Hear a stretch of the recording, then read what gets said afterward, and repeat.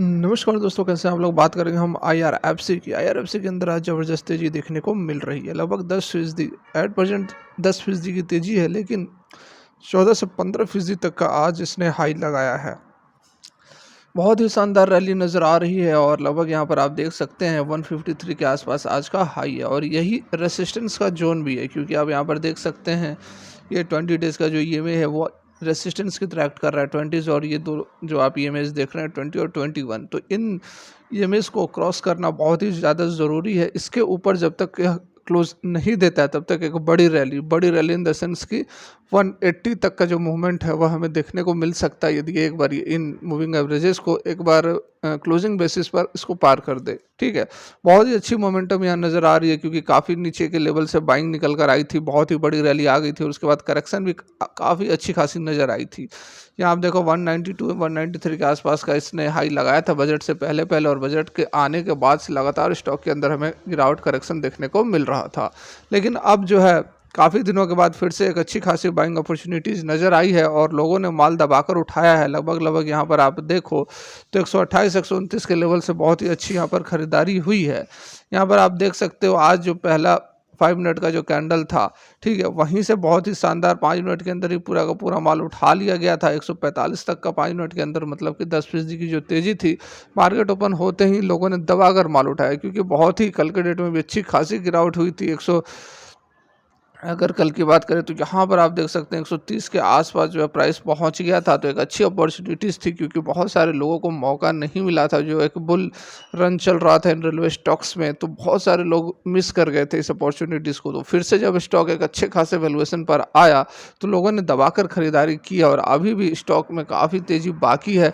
बहुत दूर नहीं है कि फिर से अपने पुराने 193 का जो हाई था उसको फिर से अचीव करने की पूरी कोशिश कर रहा है। ठीक है, लेकिन जैसा कि अभी आपको बताया कि इन लेवल्स को 153 आज के डेट में 153 से ऊपर 154 के आसपास यदि क्लोज हो जाता है तो कल परसों आने वाले दिनों में फिर से एक अच्छी खासी तेज़ी हमें आईआरएफसी जो भी है आईआरएफसी, आईआरसीटीसी, आरवीएनएल वगैरह अच्छी खासी एक मोमेंटम देखने को मिल सकता है। इस बीच खबरें जो हैं बहुत ही ज़बरदस्त निकल कर आ रही है, बहुत अच्छी पॉजिटिव अपडेट है, उसको भी देख लेते हैं। तो यहाँ पर आप देख सकते हैं बिल्कुल लेटेस्ट, सबसे पहले आप लोग तक यह अपडेट पहुँचाने की कोशिश कर रहे हैं। देख सकते हैं Swiss tunnelling technology in India, Indian railway to use advanced tunnelling model for mega projects like Rishikesh, Karanprayag and Udhampur Srinagar, reveals Ashwini Vaishnaw जो कि रेलवे मिनिस्टर हैं, उन्होंने ये बातें बताई। और बिल्कुल यहाँ पर आप देख सकते हैं 13 फरवरी की अपडेट, अभी की अपडेट निकल कर आ रही है। तो बहुत ही ज़बरदस्त इस खबर के कारण भी कह सकते हैं कि जो है कुछ ना कुछ मोमेंटम पिकअप होता हुआ नज़र आया है। इंडियन रेलवे जो है ये इज ऑल सेट टू इनका formal collaboration with the Swiss firm for tunnelling work for its marquee projects including जैसे ऋषिकेश और उधमपुर की जो टनलिंग है उसके लिए यहाँ पर ये टेक्नोलॉजी स्विट्ज़रलैंड की उसको यूज़ किया जा सकता है। एमओयू जो है between the federal department of environment, transport, energy and communications जो कि स्विट्ज़रलैंड की कन्फेडरेशन है, और ministry of railway and technology जो कि इंडिया की, इनके बीच में एक एमओयू जो है वो कंसिड्रेशन चल रहा है, वो बहुत ही जल्दी साइन हो जाएगा। यूनियन रेलवे मिनिस्टर अश्विनी वैष्णव ने एक रिटर्न रिप्लाई दिया है राज्यसभा के अंदर।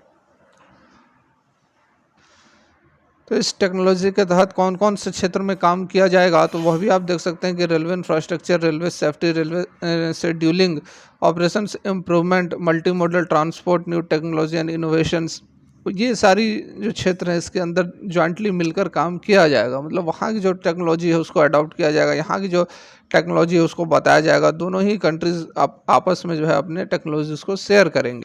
और इस अपडेट से आप देख सकते हैं कि आरवीएनएल को भी बहुत ही बड़ा फ़ायदा होने वाला है, क्योंकि 125 किलोमीटर का जो ऋषिकेश करण प्रयाग प्रोजेक्ट है वो डेवलप किसके द्वारा किया जा रहा है, तो आरवीएनएल के द्वारा।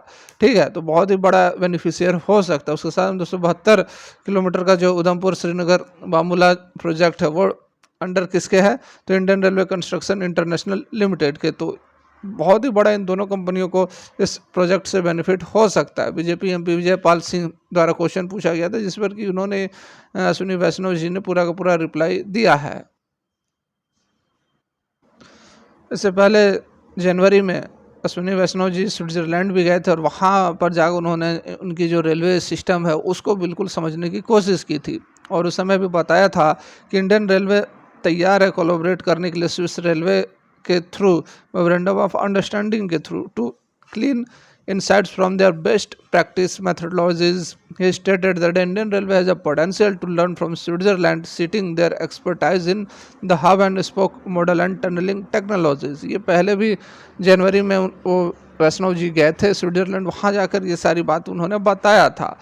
वैष्णव ऑल्सो हाईलाइटेड स्विट्जरलैंड का अचीवमेंट, जो कि टनलिंग टेक्नोलॉजी के अंदर उनका जो अचीवमेंट है, विश्व का सबसे लंबा टनल 57 किलोमीटर का जो है गोथार्ड टनल है, उसके बारे में भी वैष्णव जी ने बताया था। It is note worth that स्विट्स railway work on an innovative track structure called hub and spoke design, where multiple trains converge at a central hub simultaneously. ठीक है, तो ये जो एक हब होता है जहाँ पर मल्टीपल ट्रेन आकर रुकते हैं, वहाँ से खुलते हैं, तो इसके बारे में भी अश्विनी वैष्णव जी ने बताया था कि बहुत ही ज़बरदस्त टेक्नोलॉजी है। Understanding the hub and spoke technology, उसके बारे में यहाँ पर फर्दर बात की गई है। तो पहले जनवरी में ये अपडेट निकल कर आई थी और अब ये बहुत ही जल्द फाइनल होने वाला है, और इसका जो बेनिफिशियरी है, जैसा कि अभी आपने देखा RVNL IRF से इसको बहुत ही ज़बरदस्त इम्पैक्ट मिलेगा इन खबरों का, क्योंकि फाइनेंस का काम IRF से करेगी और कंस्ट्रक्शन का काम जो है हमारा RVNL करेगी। तो बिल्कुल आप इन दोनों स्टॉक्स के अंदर बने रह सकते हैं। हालांकि RVNL के थोड़े जो नतीजे थे वो बहुत अच्छे निकल कर नहीं आए थे, जिसके कारण कि स्टॉक के अंदर एक बड़ी गिरावट ट्रिगर हुई थी। लेकिन बहुत ज़्यादा चिंता करने की ज़रूरत नहीं है, क्योंकि ये जो स्टॉक्स हैं इनका डिमांड अभी रहने वाला है। लॉन्ग टर्म के लिए यदि आप होल्ड करते हैं इन स्टॉक्स को तो आपको माला माल बना सकते हैं। ठीक है, तो बिल्कुल आप लॉन्ग टर्म के लिए होल्ड करके रखें, बहुत ज़बरदस्त आपको रिटर्न देने वाले हैं। फिलहाल के लिए वीडियो यहीं तक, अच्छी लगी हो मोटिवेट कर सकते हैं यदि अच्छी लगी हो तो। Thanks for watching, have a great day.